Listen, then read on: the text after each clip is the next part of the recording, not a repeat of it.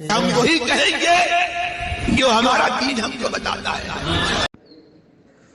شاہد اختر بوکارو جھارکھنڈ سے سوال کرتے ہیں، السلام علیکم ورحمۃ اللہ وبرکاتہ۔ مفتی صاحب قبلہ، سوال: چاند اور سورج گرہن کیا چیز ہے، اور کیا سورج، چاند اور تارے کی خود کی روشنی ہوتی ہے؟ اور چاند کون سے آسمان میں ہے، سورج کون سے آسمان میں ہے، اور تارا کون سے آسمان میں ہے؟ اور چاند، سورج، تاروں میں، ان تینوں میں بڑا چھوٹا کون ہے؟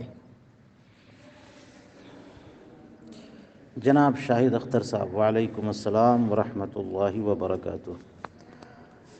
چاند کی اپنی کوئی روشنی نہیں ہے، اور کرۂ ارض کی بھی اپنی کوئی روشنی نہیں ہے۔ سورج آگ کا بہت بڑا دہکتا ہوا گولا ہے، اور وہی انوار و تجلیات کا مرکز ہے۔ اسی سے روشنی بکھرتی ہے تو بہت سارے پلانٹس جگمگاتے اور چمکتے ہیں۔ تو اب چاند گرہن کی حقیقت یہ ہے کہ سورج گردش کرتے کرتے جب ایسی جگہ پہ پہنچے کہ زمین چاند اور سورج کے بیچ میں ہو، یعنی سورج زمین کی دوسری طرف ہو اور چاند زمین کی دوسری طرف، کہ زمین حائل ہو جائے، اور زمین کی حیلولت کی وجہ سے سورج کی روشنی چاند تک نہ پہنچ سکے، جس کی وجہ سے چاند کا پورا حصہ یا کچھ حصہ تاریک ہو، اسی کو چاند گرہن کہتے ہیں۔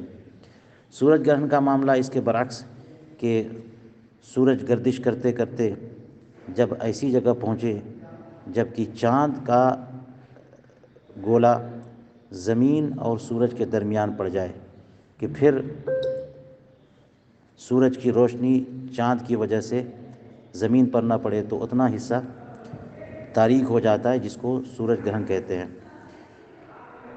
سورج اور چاند یہ کس آسمان میں ہے؟ قدیم سائنس کے اعتبار سے اس کی اپنی الگ تشریحات ہیں، جس کے مطابق سورج چوتھے آسمان میں ہے، اور جتنے بھی سبع سیارات ہیں الگ الگ آسمانوں میں۔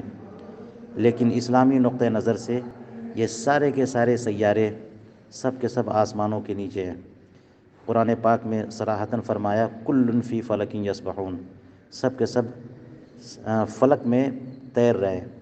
فلک آسمان کو نہیں کہتے۔ قرآن کریم میں دو کلمات اس سلسلے میں استعمال ہوئے، ایک فلک اور ایک سما۔ سما آسمان ہے اور ایک سالڈ جسم ہے۔ فلک آسمان کے نچلا حصہ جہاں پر یعنی کھلی ہوئی فضا، اور یہ آربٹس ہوتے ہیں ہر ایک پلانٹس کے، جس آربٹس میں وہ گھومتے ہوتے ہیں۔ تو یہ سارے کے سارے سیارے آسمان کے نیچے اپنی اپنی آربٹس میں گھوم رہے ہیں۔ سورج زمین سے کئی ہزار گنا، لاکھوں گنا بڑا ہے۔ چاند سورج سے بہت چھوٹا ہے، اور ان کی دوریاں بھی مختلف ہیں، لیکن ایک مسلمان کو ان کی سائز اور ان کی دوریوں سے کوئی لینا دینا نہیں ہے۔ اللہ تبارک و تعالیٰ کی قدرت کے مظاہر ہیں، اس میں غور و فکر کرنا صرف اس لیے کہ اللہ تبارک و تعالیٰ کی قدرت آشکار ہو اور اس کی معرفت حاصل ہو، یہی ایک بندے مومن کا کام ہے۔ واللہ تعالیٰ اعلم بالصواب۔